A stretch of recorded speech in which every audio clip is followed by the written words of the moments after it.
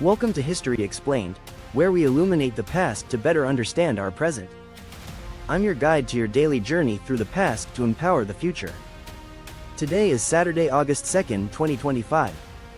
As we do every Saturday, we're exploring a significant military engagement that shaped the course of history. Today, we turn our attention to the Battle of Trafalgar, fought on October 21, 1805, off the coast of Spain. This decisive naval engagement established British naval supremacy for over a century while ending Napoleon's hopes of invading Britain and controlling the seas. What makes Trafalgar particularly significant is how Admiral Horatio Nelson's innovative tactics and personal leadership transformed naval warfare, while his death in victory created one of history's most enduring military legends. The battle demonstrated how tactical innovation and inspirational leadership could overcome numerical disadvantages.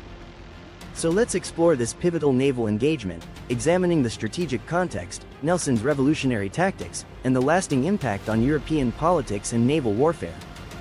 By 1805, Napoleon Bonaparte had conquered much of continental Europe but remained frustrated by his inability to defeat Britain. The English Channel protected the British Isles from French invasion, while the Royal Navy's dominance of the seas enabled Britain to maintain its global trade networks and finance coalitions against France. Napoleon's strategy required achieving temporary naval superiority in the English Channel to transport his Grande Armée across to invade England. The French Emperor had assembled 180,000 troops at Boulogne, ready to cross the Channel if his fleet could secure control of the crucial waterway. The French plan involved coordinating their Mediterranean fleet under Admiral Pierre-Charles Villeneuve with Spanish allies to draw British naval forces away from the Channel. The combined Franco-Spanish fleet would then return to European waters and establish temporary control for the invasion. However, Admiral Nelson had been pursuing Villeneuve's fleet across the Atlantic and back, preventing the French from executing their strategic plan. By October 1805, the combined fleet had taken refuge in the Spanish port of Cadiz, where Nelson's British fleet maintained a distant blockade. When Villeneuve finally emerged from Cadiz with 33 ships on October 19, Nelson had 27 vessels but possessed significant advantages in crew training, gunnery skills, and tactical flexibility. British sailors were veterans of continuous naval service, while many French and Spanish crews lacked recent combat experience. Nelson's tactical plan broke with traditional naval warfare conventions. Instead of engaging in parallel lines as naval doctrine prescribed, he decided to attack the enemy fleet in two columns at right angles, cutting through their line and concentrating superior firepower against portions of the enemy formation. This aggressive approach carried enormous risks. The leading British ships would face concentrated enemy fire while approaching the Franco-Spanish line, and the unconventional formation could create confusion among British captains unfamiliar with such tactics. Nelson addressed these concerns through his famous signal, "England expects that every man will do his duty," followed by detailed explanations of his tactical intentions to his captains. His leadership had created such confidence in the fleet that his subordinates trusted his judgment completely. The battle began around noon on October 21 as the British fleet approached the enemy line. Nelson led the weather column aboard HMS Victory, while Admiral Cuthbert Collingwood commanded the lee column aboard HMS Royal Sovereign, both ships enduring heavy fire as they closed with the enemy. The British tactics proved devastatingly effective.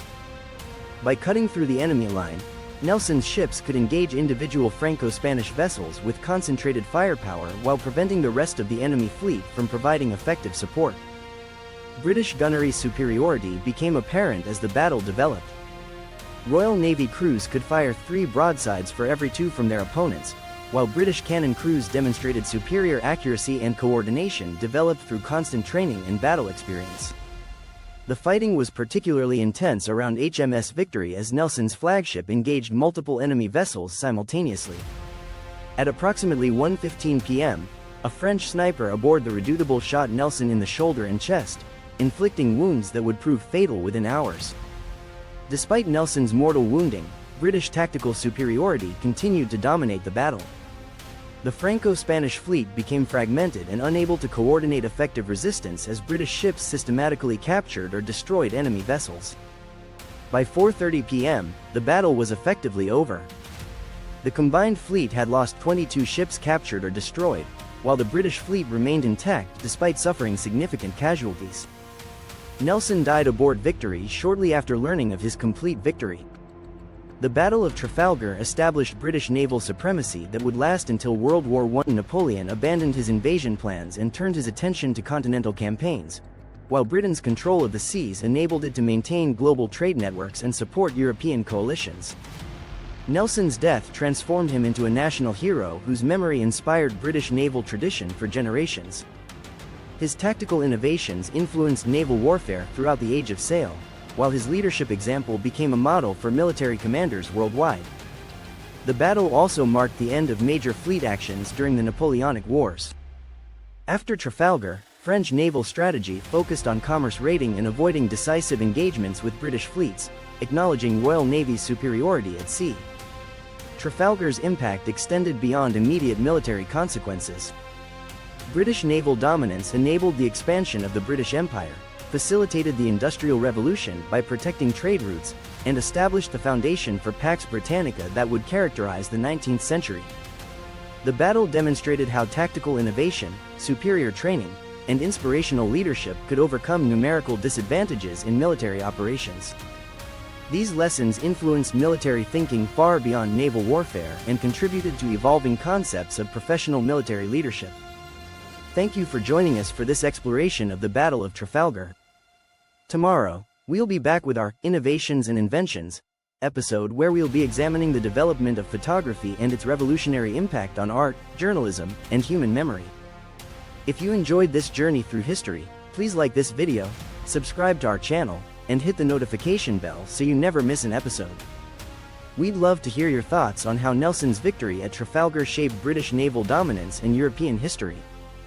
Until next time, I'm your guide for History Explained, where we believe that understanding yesterday is the key to navigating tomorrow.